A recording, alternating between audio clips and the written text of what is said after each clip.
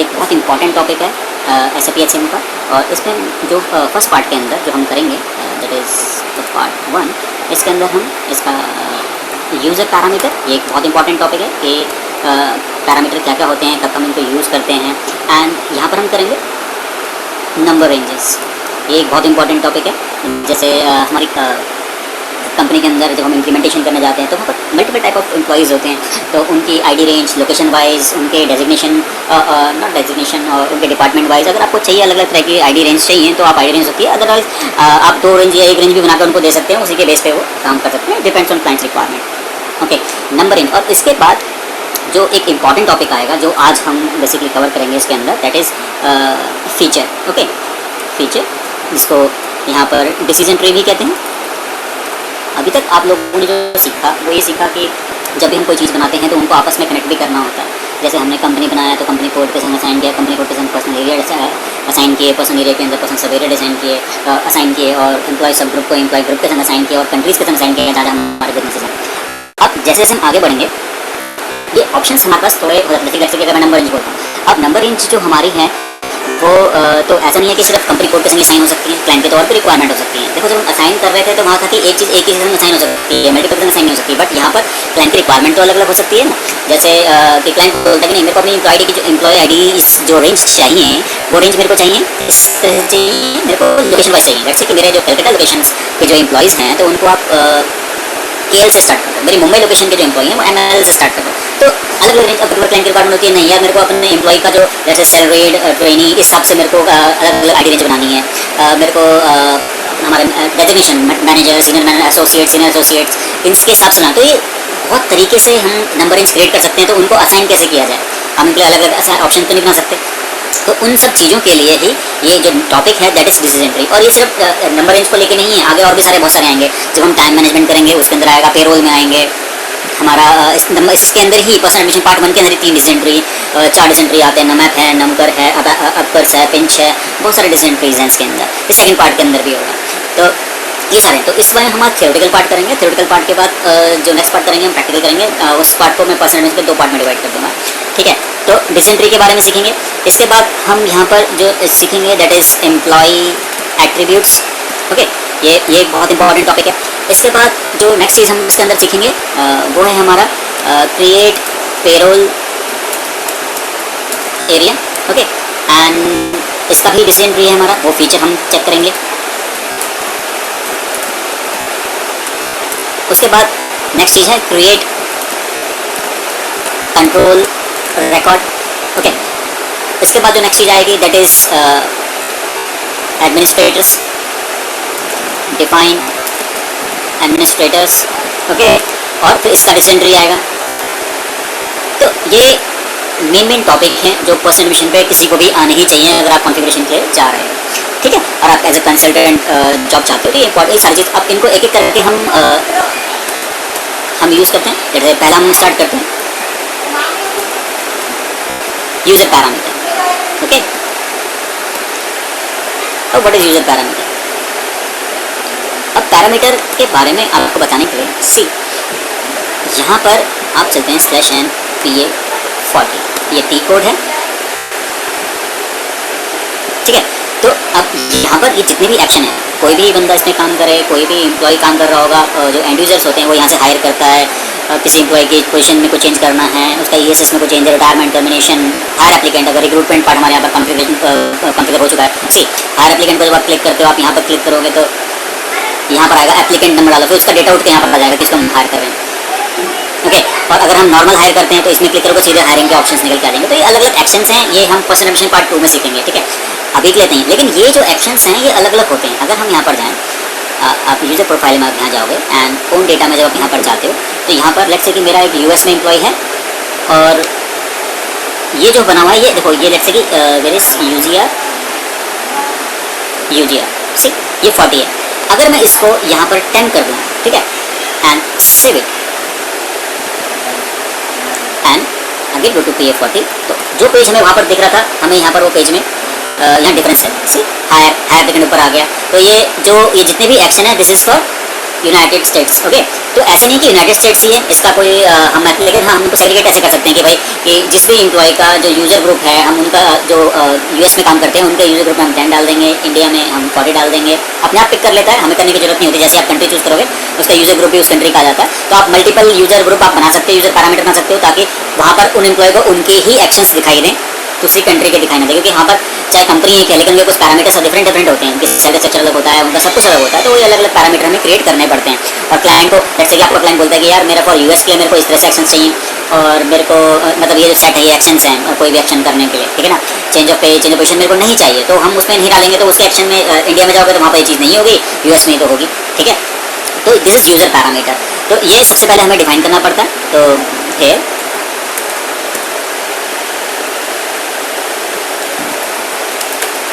here we create user parameter as per client requirement on country basis or state wise also. It depends client requirement.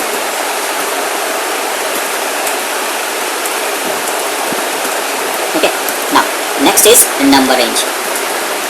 अब number range अगर हम बोलें कि मेरी company में जो एम्प्लॉय आईडी मेरे को डिस्ट्रीब्यूट करनी है, अब क्लाइंट की अपनी अलग अलग रिक्वायरमेंट हो सकती हैं, जो थोड़ी देर पहले मैं आपको बताया भी था। तो हम यहाँ पर इंसर्ट लेट से टेबल इंसर्ट कर देते हैं, मेरे को कुछ ऐसे एग्जांपल ले लेते हैं, यहाँ पर आते हैं और यहाँ पर आ जाएगा आपका नंबर रेंज और यहाँ पर आ जाएगा from to N R status और एक्सटर्नल। ओके, तो 2 डिजिट का कोड होता है नंबर रेंज का। मैं लेट से डाल देता हूँ 1, 20, 30, 40, 50। ओके, तो ऐसे नहीं कि रेंज डालना मैंने ऐसे ही डाल दिया, आप कुछ भी डाल सकते हो। नंबर 2 डिजिट की आईडी का आप कुछ भी डाल सकते हो, KL BL DL आप वो भी डाल सकते हो। जैसे वो एग्जांपल लेते हैं फॉर कलकत्ता, फॉर दिल्ली, मुंबई, बेंगलोर और पुणे। ओके, और मैंने रेंज डाल दी। मेरे जो कोलकाता के एम्प्लॉइज़ हैं वो 10,001 से स्टार्ट होके 1,999, ओके, 149 एंड 20K।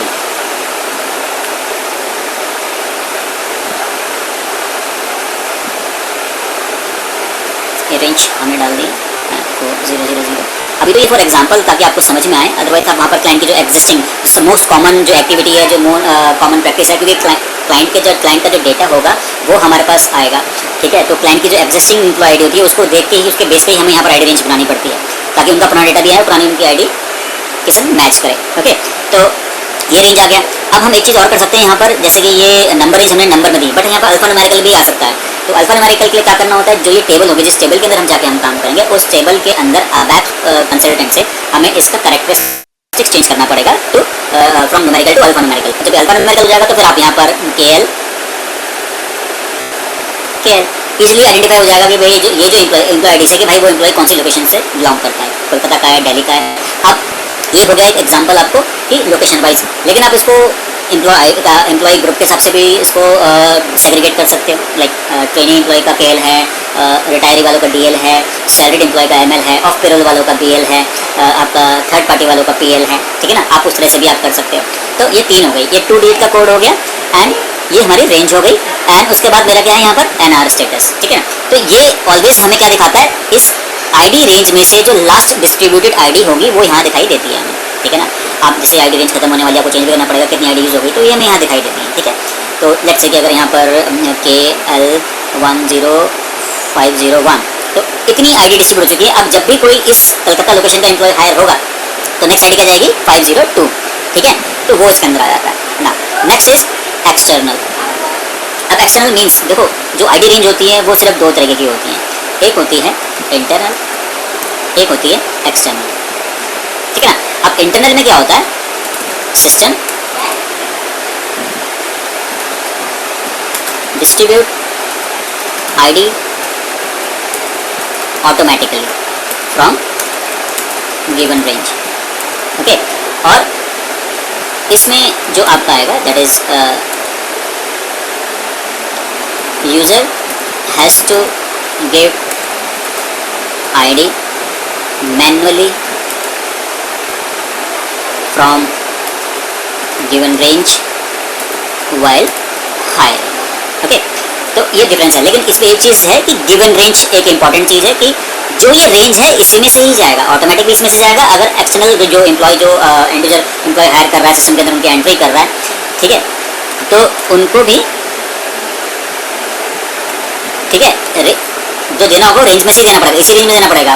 उसके अलावा कोई दूसरी रेंज नहीं दे सकते। जो प्रैक्टिकली करेंगे मैं आपको करके दिखाऊंगा। जब हम एम्प्लॉय हायर करेंगे तो हमें कैसे दिखा रहा है, दोनों रेंज बनाएंगे, मैक्सिमम बनाएंगे, एक इंटरनल बनाएंगे, ठीक है। तो दिस नंबर रेंज, अब ये नंबर रेंज हमारी बन तो गई है, बट अब जो हमें बनाना है वो क्या बनाना है, इसके अंदर हमें इसके अंदर बनानी है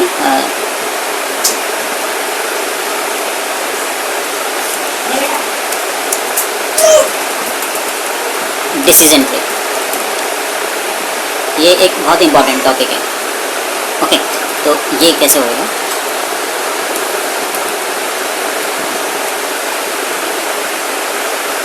और नंबर, तो डिसीजन ट्री का नाम क्या है, नंबर।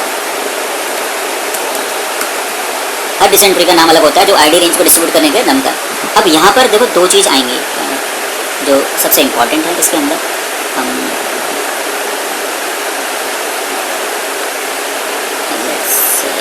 कुछ फिल कर लेते हैं। एक होता है field for decision operation,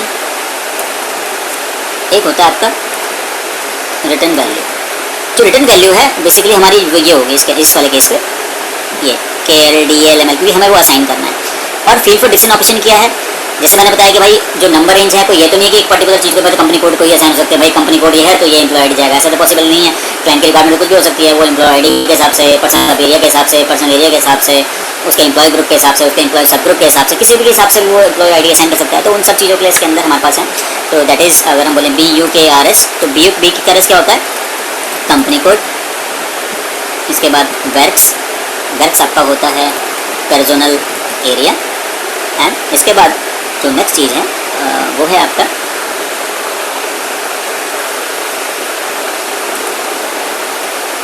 VTRTL, personal सब एरिया।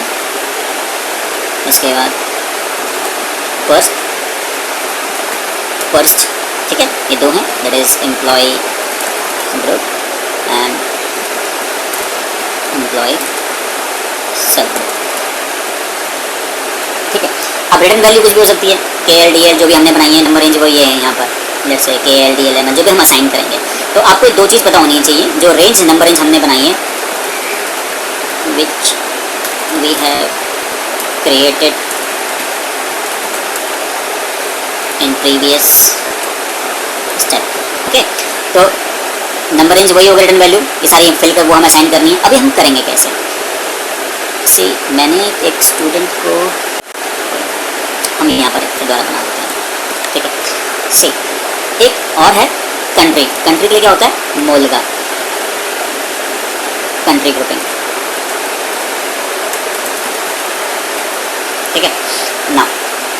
तो जब आप डिसेंट्री में आओगे, आप नमकर डिसेंट्री ऑप्शन में जब आओगे तो आपको इसको सिलेक्ट करना है, नमकर डिसेंट्री को, और क्रिएट ऑप्शन में क्लिक करोगे। जैसे आप क्रिएट ऑप्शन में क्लिक करोगे आपको दो ऑप्शन दिखाई देंगे, दो तीन और दिखते हैं, लेकिन मेन इंपॉर्टेंट क्या है, फील्ड फॉर डिसीजन ऑपरेशन या रिटर्न वैल्यू। सिस्टम में कहता है कि नमकर में जैसे ही आप जाओगे तो वहाँ पर आपको दिखाई देगा कि भाई आपको आईडी रेंज सीधे डाल देने की, इस सॉफ्टवेयर के अंदर जो भी एम्प्लॉय है सीधे उसको हायर हो तो उसको आईडी रेंज से मिल जाए, या फिर उसको और भी आप सेग्रीगेट करना चाहते हैं, ठीक है। तो मैंने इसको सेलेक्ट किया, क्रिएट पे किया, और मैंने बोला नहीं यार मैं मेरी जो क्लाइंट की रिक्वायरमेंट है वो ये नहीं है कि जो भी इस सॉफ्टवेयर के अंदर, मेरे क्लाइंट की रिक्वायरमेंट है कि भाई वो लोकेशन के हिसाब से, जो लोकेशन है आपकी क्या है, वेब के हिसाब से डिस्ट्रीब्यूट करना चाहता है। तो मैंने नंबर को सेलेक्ट किया, उसके बाद उसको सेलेक्ट करना पड़ेगा फील्ड फॉर डिसीजन ऑपरेशन। जैसे ही आप field for decision operation choose करोगे तो आपके पास क्या आएगा, ये सारी फील्ड्स आ जाएंगे, BUKRS, वर्क्स, BTRTL, पर्स, मोलगा, ठीक है ना। सबसे पहले मैं सेलेक्ट करूँगा, मैं सेलेक्ट करूँगा मोलगा।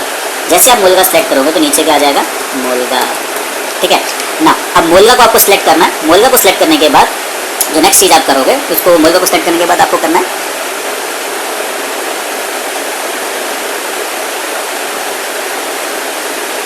जैसे सेलेक्ट करके आप फिर इसमें जाओगे, फिर आपको यहाँ पर क्रिएट वाला ऑप्शन होगा, उस क्रिएट वाले ऑप्शन को आप क्लिक करोगे और जैसे आप सिलेक्ट क्लिक करोगे तो फिर आपको ये ऑप्शंस नहीं आएंगे, ना रिटर्न वैल्यू डालने का ऑप्शन आएगा ना इसका आएगा सीधे, क्योंकि मोला का मतलब है कंट्री। तो आप क्या चाहते हो, कंट्री में डिस्ट्रीब्यूट करना चाहते हो भाई, इंडिया, यूएसए, जर्मनी, ठीक है ना।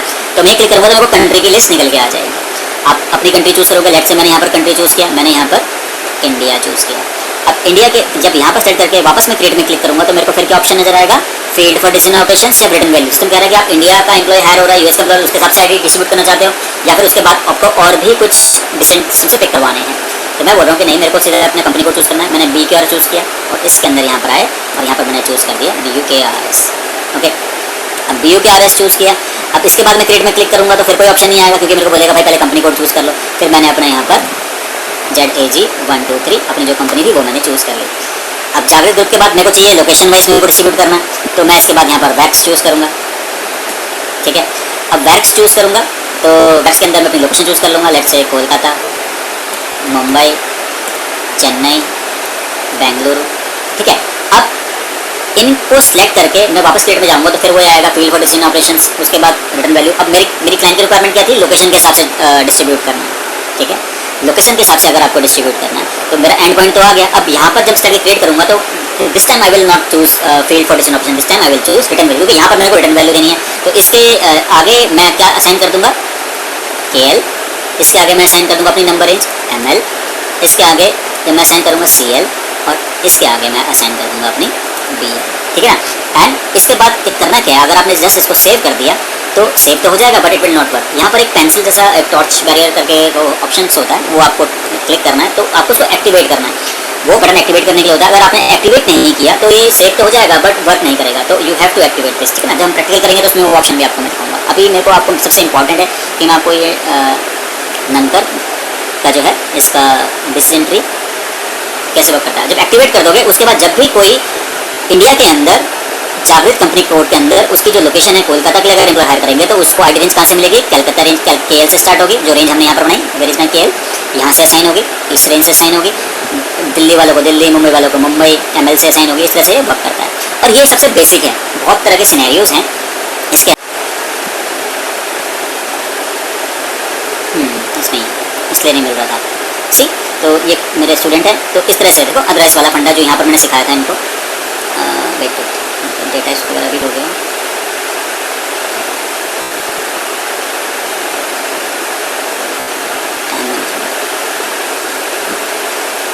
से तो ये तो आपको सिंपल बताया, इनको स्विच करके दिखाया था कि नंबर मोलगा के अंदर India, BQRS, Kuldeep porter, wax, और इनके आगे हमने इनकी नंबर रेंज लगा दी। लेकिन एक एग्जांपल और भी है अदरवाइज वाला। जैसे अगर मैं आपसे एक एग्जांपल पूछूं, देखो यहाँ पर दिया गया कि आपका क्लाइंट की रिक्वायरमेंट है कि हमको जो नंबर रेंज है वो कुछ इस तरह से देनी है कि मेरी कंपनी के अंदर throughout the organisation no matter what location is. ठीक है ना, उसकी लोकेशन क्या है उससे मेरे को कोई फर्क नहीं पड़ता। अगर मैं ट्रेनी एम्प्लॉय हायर कर रहा हूँ तो उसको आप नंबर रेंज दोगे इस वाली, मतलब एक पर्टिकुलर जो भी रेंज हमने बनाई DL उस रेंज से दोगे। अब चाहे मैं ट्रेनी चेन्नई में हायर कर रहा हूँ, चाहे मैं मुंबई में हायर कर रहा हूँ, चाहे मैं यूनाइटेड स्टेट्स में हायर कर रहा हूँ, कहीं पर भी हायर कर रहा हूँ, तो उसको जो नंबर रेंज है वो कहाँ से मिलेगी, वो DL नंबर रेंज से मिलेगा।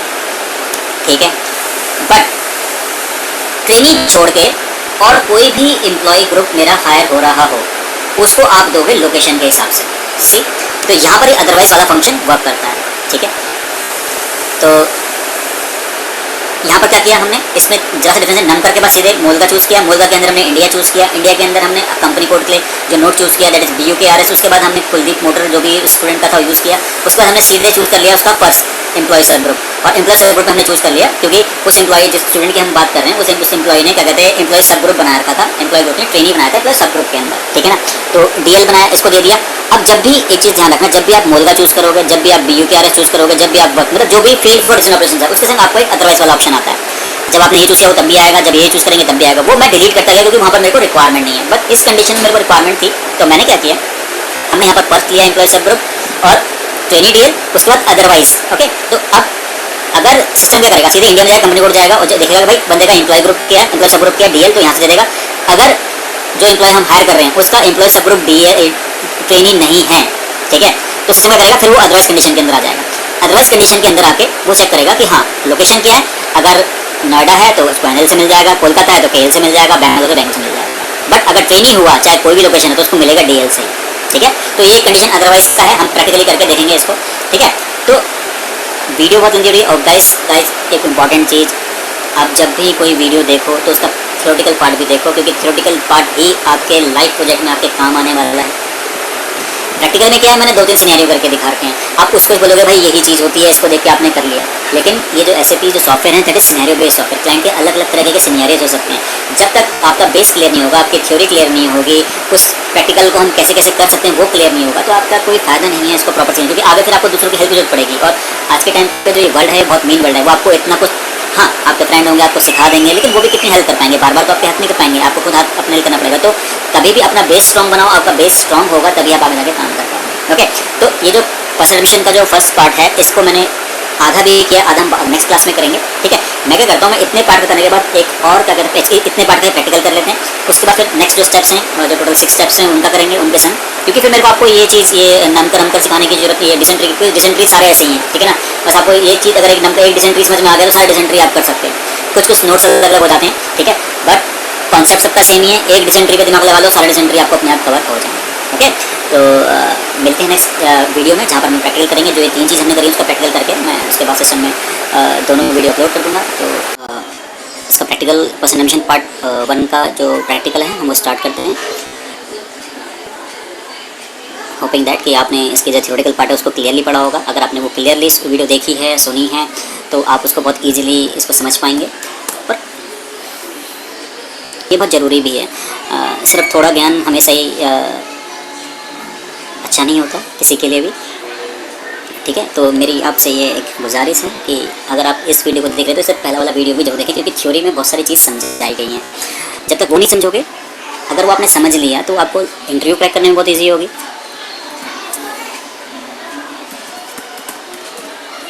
और बहुत सारे सिनेरियोस, आप जब किसी कंपनी में आपकी जॉब लग जाती है तो आप बहुत सारे सिनेरियोस में आपको किसी की हेल्प की जरूरत नहीं होगी। Based on those theoretical video and this practical video, आप बहुत सारे सिनेरियोस खुद ही अपने आप से आप कॉन्फ़िगर कर पाओगे। ओके, तो नाउ मैंने लास्ट जो क्लास है उसमें 3 चीज़ आपको बताई थी। एक यूज़र पैरामीटर, सेकेंड है वो है आपका नंबर रेंज, और नंबर के बाद हर चीज़ के अंदर आपका डिसीजन नंबर, वो हम कैसे करेंगे इसके अंदर। ठीक है, तो उसके लिए हमें क्या करना है, हमें जाना है SPRO, SAP रेफरेंस IMG, और हमें जाना है सीधे पर्सनल एडमिनिस्ट्रेशन। तो पर्सनल एडमिनिस्ट्रेशन के लिए हमें यहाँ पर पर्सनल मैनेजमेंट को एक्सपेंड करना होगा। आप इसको एक्सपेंड करेंगे, इसके अंदर आपको personal administration expand this, and इसके अंदर बेसिक सेटिंग्स, इसके अंदर मेंटेन यूज़र पैरामीटर। सबसे पहला काम यही आपको बताया था। तो मेंटेन यूज़र पैरामीटर में आप जाओगे, यहाँ पर आपको अपनी कंट्री सेलेक्ट करनी है, इंडिया, और आप यहाँ पर टिक मार्क करोगे इसको, आपको बस लिखाएगा पैरामीटर क्रिएटेड फॉर इंडिया से। ठीक है, इसके बाद आप यहाँ पर जब क्लिक करोगे पैरामीटर में, आपको एक चीज़ चेक करनी है, मोलगा, कि आपकी कंट्री ग्रुपिंग इंडिया ही आ रही है नहीं आ रही। 40 स्टैंड्स फॉर इंडिया। एंड जब आप और नीचे जाओगे यहाँ पर, तो दूसरी चीज़ होती है UGR, ये 40। ठीक है ना, आप अलग अलग ग्रुपिंग भी बना सकते हो, 40, 60, 70 के संग अलग अलग बना सकते हो। हर एम्प्लॉय को, जिस एम्प्लॉय के लिए जो ग्रुपिंग आनी चाहिए आप वो कर सकते हो। तो हम वो जब पर्सनल सेकंड पार्ट के अंदर जाएंगे ना, उसमें हम चेंज करेंगे, चेंज करके भी दिखाएंगे आपको कि कैसे कैसे ये वर्क करता है एक्चुअली। ठीक है, तो अभी के लिए आप क्लिक किया है कि भाई यहाँ पर आके हमारा जो मैंने इंडिया चूज़ किया तो इंडिया का कोड यहाँ पर आ जाना चाहिए। इसके बाद आपको यहाँ पर क्लिक करके सेव करना है। हम एक चेक भी करके देखते हैं, लेट्स से कि भाई हमारा ये यूज़र पैरामीटर है, दिस इज नॉट फॉर, हम यहाँ पर USA डाल देते हैं। तो USA का कोड क्या है 10। तो जब आप पैरामीटर में जाके चेक करोगे, तो यहाँ पर पैरामीटर पे जब आप क्लिक करोगे, यहाँ पर क्या होगा, पैरामीटर देखो ऑटोमेटिकली 10 हो गया। और आप जब UGR में जाओगे तो UGR के अंदर भी आपको यहाँ पर 10 ही दिखाई देगा। ठीक है, तो अब हम यहाँ पर आते हैं, हमारे को यहाँ पर करना क्या है, हमको वापस इंडिया डालना है, क्योंकि हम जो कॉन्फ़िगर कर रहे हैं वो इंडियन पॉइंट ऑफ व्यू से कर रहे हैं। तो पैरामीटर क्रिएटेड फॉर इंडिया, आप यहाँ क्लिक करोगे, ठीक है, तो पैरामीटर में जाकर चेक करेंगे कि वापस हमारा 40 हो गया नहीं हो गया। आपने यहाँ पर क्लिक किया, यहाँ पर भी हमारा 40 आया नहीं, 40 आ गया, से क्लिक ऑन सेव बटन। ठीक है ना, अब आते हैं हम नंबर रेंज बनाने के लिए। ये एक बहुत इंपॉर्टेंट चीज़ है। और यहाँ पर देखो अभी प्रॉब्लम होगी, यहाँ 3 ऑप्शंस आते हैं। Interval, this is for display only, यहाँ पर आप नया बना सकते हो। Status number range status change कर सकते हो। एंड इंटरवल, यहाँ से आगे हम नंबर रेंज क्रिएट करेंगे। अब यहाँ पर आप देखो कि 1 2 3 4 ये नंबर रेंज बनी हुई है। आपको 2 चीज़ ध्यान में रख के चलनी है कि इनमें से कोई नंबर रेंज आप नहीं ले सकते।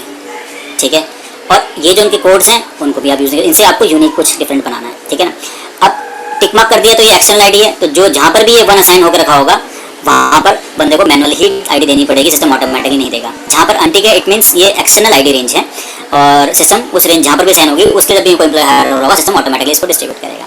अभी हम इंटरवल में क्लिक करते हैं, तो यहाँ पर हम एक नंबर रेंज अपने बनाते हैं, लेट्स से Z1 और इसका नंबर हम डाल देते हैं 101000। ओके, ऐसे रैंडमली मैंने कोई पिक कर लिया। जब आप रियल टाइम पे काम करोगे तो आपको मिलेगा। और मैं चाहता हूँ कि ये एक्सटर्नल ना हो, लेट्स से एक बने के एक्सटर्नल ना देते हैं और एक क्लिक करते हैं। अभी मैं कह रहा है कि इंटरवल आप एंटर करो विदाउट ओवरलैप, ठीक है ना। तो जरूर ये आईडी ऑलरेडी किसी ने यूज़ करी हुई होगी, इसीलिए ये हमें एरर दे रहा है। तो मैं एक काम करता हूँ, मैं यहाँ पर 1 डाल देता हूँ और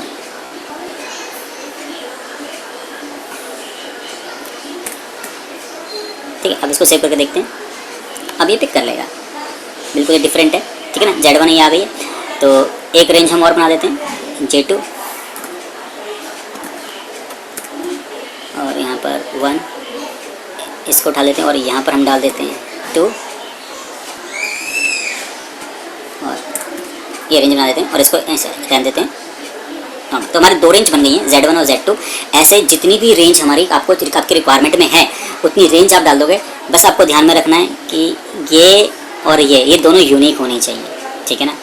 अगर यूनिक नहीं होंगे तो सिस्टम पिक नहीं करेगा। सी हमने 100 लिया तो 1 से लेके ऑलरेडी ये सारी रेंज ने पिक कर रखी है, इसलिए हम इसने पिक नहीं करने दिया। लेकिन मैंने चेंज कर दिया 101, डिफरेंट सा बना दिया, पिक रहा है। रियल टाइम पे आपको कोई प्रॉब्लम नहीं आएगी। ओके ना, अब मेरी नंबर रेंज बन गई है। इनको मेरे को क्या करना है, मेरे को असाइन करना है। तो ये डिसेंट्री आ गया, determine defaults for number ranges.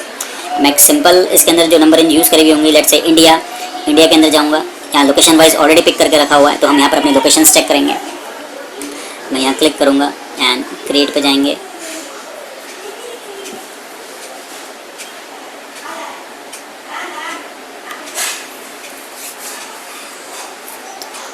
थोड़ा स्लो चल रहा है लेकिन करेंगे। अगेन मेरा अर्ज आपसे है, अगर आपको वीडियो पसंद आती हो, आपको इससे पढ़ के फ़ायदा हो, कुछ हो रहा हो, तो आप इसको ज़रूर शेयर करें, लाइक करें, सब्सक्राइब करें। और अगर आप पर्सनली मुझसे पढ़ना चाहते हैं तो मैं इसके डिस्क्रिप्शन पे अपनी ईमेल आईडी और टेम्पलेट डालूंगा, आप उससे मुझसे कनेक्ट कर सकते हैं। Okay, now Jagrit motor Noida is my location, Jagrit motor Delhi is my 2 locations. Okay, अब ये दोनों मेरी लोकेशंस आ गई हैं। इन लोकेशंस के आगे जब मैं क्लिक करूँगा यहाँ पर, तो इस टाइम मैं field for decision option choose नहीं करूँगा, मैं रिटर्न वैल्यू चूज़ करूँगा। और इसके आगे हम यहाँ पर पिक कर लेंगे अपना एक को Z1 दे देते हैं रेंज, एंटर। और जो नोएडा वाली है उसको हम Z2 दे देते हैं, ठीक है। तो रिटर्न वैल्यू ही चाहिए मेरे को, तो J2 एंड ट्रांसफ़र। एंड ये जो मैं बोल रहा था, दिस इज टू एक्टिवेट। अगर आप सेव करोगे सेव हो जाएगा, but it will not work. Okay, तो आपको यहाँ करना क्या है, आपको यहाँ पर एक्टिवेट करना है। एक्टिवेट करोगे और उसके बाद इसको हम सेव कर देंगे। डन ना, ये तो एक सिंपल है कि हमने यहाँ पर ये 2 चीज़ बनाई है। ये बहुत पहले से सब कुछ बना हुआ था, लेकिन हम रियल टाइम में कैसे करेंगे, है ना। तो रियल टाइम पे अब एग्ज्यूम करके चलो कि यहाँ पर कुछ भी नहीं है, जस्ट नंबर है और कुछ भी नहीं है, और आपको पूरी एक चेन खुद बनानी है, जो मैंने आपको थ्योरेटिकल में समझाई थी। तो अभी एज्यूम करते हैं कि ये कोई ऑप्शन हमारे पास नहीं है, जस्ट नंबर हमको दिखाई दे रहा है। मैंने यहाँ सेलेक्ट करना है और क्रिएट वाला ऑप्शन पे क्लिक करूँगा और मेरे को क्या चाहिए, फील्ड फॉर डिसीजन ऑपरेशंस, ठीक है। हम चाहते हैं डायरेक्ट रिटर्न वैल्यू भी डाल सकते हैं, फिर क्या होगा, सिस्टम कुछ भी फॉलो नहीं करेगा, ना वो कंट्री फॉलो करेगा, ना कंपनी कोड फॉलो करेगा, ना लोकेशन फॉलो करेगा, ठीक है। वो कुछ चीज़ फॉलो नहीं करेगा, जस्ट जो भी एम्प्लॉय हायर होगा सीधे उसी रेंज में से दे देगा, और इसके अंदर फिर हम एक ही नंबर लगा सकते हैं। बट हमें करना क्या है, हमें पूरी चीज़ फॉलो करवानी है। तो मैं क्या करूँ, फील्ड फॉर डिसीजन ऑप्शन में चूज़ करोगे, यहाँ पर हम क्लिक करेंगे और मैं सबसे पहले मूल का चूज़ करूँगा, ठीक है। ट्रांसफ़र, देखो जैसे ही मैंने एक चूज़ किया तो मेरे को एक अदरवाइज ऑप्शन आ गया, मेरे को अदरवाइज ऑप्शन नहीं चाहिए, ठीक है। तो इस अदरवाइज को मैं सेलेक्ट करके मैं यहाँ कट कर दूँगा। देखो ये बहुत ध्यान से, ये कट और डिलीट आप बहुत बाई चांस आपने यहाँ क्लिक करके डिलीट कर दिया, सारे जितने भी ये कंट्रीज़ हैं, हर जिनने प्रैक्टिस करी सबका डेटा उड़ जाएगा। तो आपको ये बिल्कुल नहीं करना है, ठीक है ना। बहुत ध्यान से, जैसे मैंने ये अदरवाइज है इसको पिक किया, मेरे को ये अदरवाइज नहीं चाहिए तो मैंने अदरवाइज हटा दिया, तो मेरे पास मुल्गा आ गया। अब मैं मुल्गा में जब क्लिक करूँगा तो देखो मेरे को ना कोई वो ऑप्शन नहीं आएंगे रिटर्न वैल्यू फील्ड फॉर, सीधे ही कंट्री, क्योंकि मुल्गा का मतलब क्या होता है कंट्री। यहाँ पर मैं कंट्री सेट कर रहा हूँ, तो ना तो यहाँ पर मैंने चूज़ किया 40 फॉर इंडिया, मेरे को इंडिया चाहिए, मैंने क्लिक किया। अब यहाँ पर अगर मैं चाहता हूँ कि इंडिया के अंदर की आईडी अलग हो, यूएस का एम्प्लॉय की आईडी, तो अब यहाँ पर आप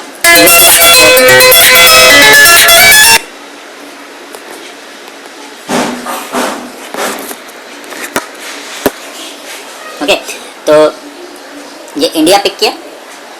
इंडिया के अंदर मैं चाहता हूँ कि भाई मेरे कंपनी कोड आए, तो मैंने यहाँ पर क्लिक करके मेरे को कंपनी कोड चाहिए, तो कंपनी कोड का नोट किया, ये है, ये पिक किया। अब इसके अंदर भी अदरवाइज आ गया, यहाँ पर मेरे को अदरवाइज नहीं चाहिए, तो ये अदरवाइज मैंने यहाँ से कट कर दिया और मैंने यहाँ पर सेलेक्ट करके यहाँ पर अपनी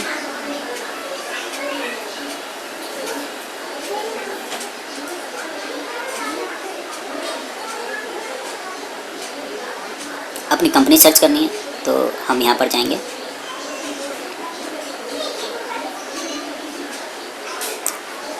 जैक 1, ठीक है, ये क्लिक किया, मेरे कंपनी आ गया। अब इसके अंदर मेरे को लोकेशन चाहिए, दोनों लोकेशन चाहिए, तो मैंने फील्ड फॉर्मेशन ऑप्शन गया, तो पहले मैं नोड चूज़ करूँगा, ठीक है। क्या चूज़ करना है, पर्सनल एरिया, एम्प्लॉय ग्रुप, जिसके हिसाब से भी आपको देना है वो चूज़ कर सकते हो। लेट्स से मैंने वैक्स चूज़ कर लिया, मैंने वैक्स में क्लिक किया, और वैक्स में क्लिक करने के बाद मेरे को अदरवाइज़ नहीं चाहिए, तो अदरवाइज़ मैंने फिर हटा दिया, और यहाँ पर आके मैंने अपनी दोनों लोकेशन चूज़ कर ली। आप यहाँ क्लिक करोगे के अंदर आपको सारी लोकेशंस आ जाएंगी। तो जागृत 1, जागृत दोनों के लिए हमारे motor Delhi, let me check, let's I think I choose, दोनों आ गए। नाउ दिल्ली के अंदर रिटर्न वैल्यू चूज़ करके मैंने J1 डाल दिया, और नोएडा वाले के लिए J2 डाल दिया। रिटर्न वैल्यू चूज़ है J2 एंड, ठीक है, और इसको एक्टिवेट कर दिया। अभी एक्टिवेट कर रहा हूँ, ये वर्क नहीं करेगा क्योंकि देखो ऑलरेडी नीचे यहाँ पर ऑलरेडी सारी चीज़ दी गई हैं, मुल्गा भी है, इंडिया भी है, तो आप डबल चूज़ नहीं कर सकते, तो दोनों में से एक ही हो सकता है। अदरवाइज़ ये बिल्कुल सही बना है, ठीक है। अगर मैं ये यहाँ से डिलीट कर दूँ उसके बाद ये सेव हो जाएगा, लेकिन ये इतने सारे लोगों का जो वर्क है वो भी सब डिलीट हो जाएगा, तो मैं वो नहीं चाहता हूँ। मैं जस्ट आपको समझाने के लिए कि प्रॉपर ट्री कैसे बनता है वो यहाँ पर सिखा रहा हूँ। तो ये तो एक एग्जाम्पल हो गया। तो दूसरा एग्जाम्पल मैंने बताया था एम्प्लॉय ग्रुप, एम्प्लॉय सब ग्रुप के हिसाब से। तो लेट्स से हम यहाँ पर इसको यहाँ से कट कर लेते हैं। हमने कंपनी कोड लेके आए, और यहाँ पर आने के बाद मैंने सीधे यहाँ पर चूज़ कर दिया अपना एम्प्लॉय सब ग्रुप या एम्प्लॉय ग्रुप, जो भी क्लाइंट की रिक्वायरमेंट थी। आपकी क्लाइंट की रिक्वायरमेंट क्या थी कि एम्प्लॉय ग्रुप अगर मेरा ट्रेनी है, ठीक है, अगर एम्प्लॉय ग्रुप मेरा ट्रेनी है तो मैं लेट्स से एम्प्लॉय सब ग्रुप में ले लेता हूँ, ये पिक किया एंड अदरवाइज रहने देते हैं। और यहाँ पर क्लिक करके मैं एक वैल्यू लेट्स से कि TR ट्रेनी है, ट्रांसफ़र और TR है, तो TR को ID रेंज आप दे दो P1, लेट्स से मैंने P1 एक बना के रखी हुई है, ठीक है, या फिर लेट्स से Z1 डाल देते हैं, ठीक है। तो आप Z1 दे देना। अदरवाइज अगर आपको कॉन्सेप्ट समझ में नहीं आ रहा तो बिल्कुल थ्योरेटिकली इसको काफ़ी अच्छी तरीके से समझाया हुआ है। इससे प्रीवियस वाले एपिसोड पे आप उसको जाके प्लेलिस्ट SAP HCM पे जाके पर्सनल एडमिशन पार्ट 1A की जो थ्योरी है उसको जरूर ध्यान से सुने, तो आपको बहुत क्लियरली समझ में आएगा। नाउ मैंने ये क्लिक किया और मैंने यहाँ पर वैक्स चूज़ किया, और इस अदरवाइज़ को हटा दें क्योंकि ये अदरवाइज़ मेरे को नहीं चाहिए। और यहाँ पर आने के बाद मैंने यहाँ पर क्लिक किया एंड पर्सनल एरिया पे अपने दोनों लोकेशंस हमने चूज़ कर ली, लेट्स से जागृत मोटर एंड जागृत दिल्ली, ठीक है। तो इसके अंदर हमने यहाँ पर क्लिक किया और इसका रिटर्न वैल्यू चूज़ किया हमने, और यहाँ पर हमने डाल दिया लेट्स से Z2 और दूसरे वाले को Z3। सपोज करो कि हमने बना दी, मैंने 2 ही बनाई थी, लेकिन यहाँ पर हमें 3 रेंज की रिक्वायरमेंट है, तो मैं एज्यूम करके चल रहा हूँ कि मैंने 3 बनाई थी Z3, और मैंने ये पिक करके यहाँ पर आपको दे दिए। अब सिस्टम में जब भी आपके यहाँ एम्प्लॉय हायर होगा तो सिस्टम क्रिएट करेगा कि भाई कौन सा एम्प्लॉय हायर हो रहा है, इंडिया के अंदर हायर हो रहा है, जैक1 कंपनी का है, तो अगर इसका एम्प्लॉय सब ग्रुप TR है तो इस ID से रेंज डिस्ट्रीब्यूट कर दो। अगर वो ट्रेनिंग एम्प्लॉय नहीं है तो फिर सिस्टम आएगा अदरवाइज पे, फिर उनको लोकेशन के हिसाब से उनकी ID दे देगा। अगर ट्रेनिंग एम्प्लॉय नहीं है, कोई दूसरी सैलरीड है, रिटायरी है, मतलब कोई भी डिफरेंट एम्प्लॉय है अपार्ट फ्रॉम दिस, तो उसको फिर लोकेशन के हिसाब से मिलेगा। नोएडा का है तो इस वाली रेंज से आ जाएगा, दिल्ली का है तो इस हिसाब से आ जाएगा, ठीक है। और ये भी ध्यान कि भाई मैंने एक्सटर्नल बनाया है, इंटरनल, ये Z1 मैंने इंटरनल एक्सटर्नल बनाया था, तो इसलिए क्या होगा, जो एम्प्लॉय हायर करता है, जो बंदा बैठा है उसको मैनुअली देना पड़ेगा, चाहे वो मास हायरिंग करा तो सिस्टम फिल करके फिर उसको अपलोड करना पड़ेगा। बट इनकेस ये Z2 जो मैंने J2 जो मैंने बनाया है दैट इज इंटरनल, तो सिस्टम यहाँ पर उसको फिल करने की जरूरत नहीं, सिस्टम खुद पिक करेगा, ठीक है ना, रैंडमली अपने आप 1 by 1 ID देता चला जाएगा, उसको फिल करने की जरूरत नहीं होगी। तो दिस इज डिसीजन ट्री। अगर इसको लेके आपको कोई भी क्वेश्चन हैं तो आप मेरे को कमेंट सेक्शन पे या फिर मैं अपने ईमेल ID डाल दूँगा, आप उसमें मुझसे क्वेश्चन पूछ सकते हैं, ठीक है। अगर कोई भी रिक्वायरमेंट है, अगर आप मुझसे पर्सनली ऑनलाइन पढ़ना चाहते हैं तब भी आप मुझसे मेरे ईमेल ID पे कनेक्ट कर सकते हैं, वहाँ पर हम सारी चीज़ डिस्कस करके वो बता दूंगा मैं in very nominal charges, okay. Lockdown है, आई नो दैट, आप सब कुछ कर सकते हैं, you can connect me on that. Please please please इसको सब्सक्राइब करें, शेयर करें इसको। आप अगर आपको पसंद आता है, किसी और को पैसा खर्च करना नहीं चाहता है, इस तरह से पढ़ना चाहता है तो इस तरह से भी वो पढ़ सकता है। कोई ऐसा नहीं है कि आपको मुझसे कनेक्ट ही करना है और क्या कहते हैं पर्सनली ही पढ़ना है। If you want then you can connect me, and otherwise this is also आपके लिए ठीक है, आप इसको पढ़ के भी आगे इंटरव्यूज़ में आप जा सकते हैं, ओके। तो शेयर करें, बट एक चीज़ ध्यान करें कि जितनी भी सारे जो मैं वीडियोस डाल रहा हूँ ये सारे स्टेप बाय स्टेप हैं, आप सारी चीज़ ध्यान से सुनो। अगर आप सीरियसली पढ़ना चाहते हो, मैंने बहुत सारी वीडियोस यूट्यूब में देखी हैं, बहुत सारे ट्रेनर्स हैं, काफ़ी अच्छे ट्रेनर्स हैं और सब अच्छा पढ़ाते हैं, ठीक है ना। बट हिंदी में ये नहीं अवेलेबल था, तो मैंने ये इसलिए ही डाला है ताकि मैं कॉन्सेप्ट को जो स्किप्स कर जाते हैं वो सारी चीज़ मैंने इसके अंदर डाली हैं। आप इसको पढ़ो, आपके जरूर काम आएगा, आप इंटरव्यू जरूर क्रैक कर पाओगे। मेरे बहुत सारे स्टूडेंट्स हैं जो इस समय all over India can say all over world में भी आपको मिल जाएंगे जो अभी वर्क कर रहे हैं, ठीक है। बहुत सारे स्टूडेंट्स हैं, तो उनको फ़ायदा हुआ है उस चीज़ों से, ठीक है। तो आप ये कनेक्ट कर सकते हैं और मैं डिस्क्रिप्शन पे सारी चीज़ डाल दूँगा, आप स्टेप बाय स्टेप पढ़ते रहिए और SAP वर्ल्ड का परिणाम कमाइए, ठीक है। Bye bye, take care.